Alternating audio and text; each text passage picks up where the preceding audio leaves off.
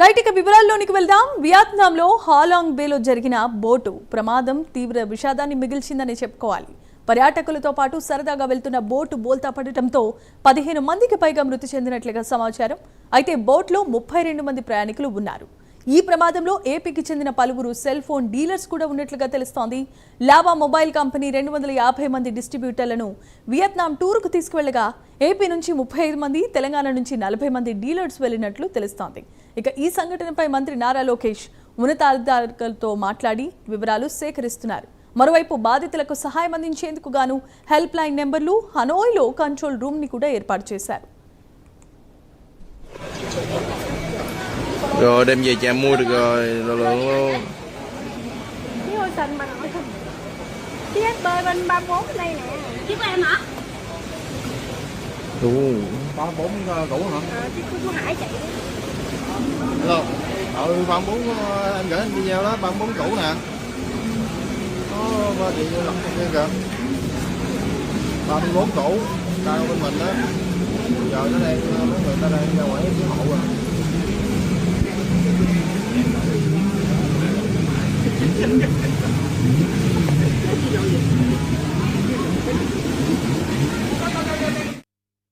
ఈ ప్రమాదంలో తెలంగాణకు చెందిన వారు కూడా ఉన్నట్లు సమాచారం రావడంతో రాష్ట్ర ప్రభుత్వం వెంటనే అప్రమత్తమైంది. బాధిత కుటుంబాలకు సమాచారం అందించేందుకు గాను సహాయక చర్యలను సమన్వయం చేసుకునేందుకు ప్రత్యేకమైన కంట్రోల్ రూమ్స్ ని ఏర్పాటు చేసింది.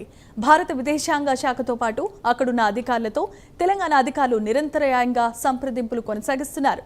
బాధితుల వివరాలు, సహాయక చర్యలకు సంబంధించిన సమాచారం కోసం కుటుంబ సభ్యులు ప్రభుత్వం విడుదల చేసిన కంట్రోల్ రూమ్ నెంబర్స్ ని సంప్రదించాల్సిందిగా అధికారులు సూచించారు.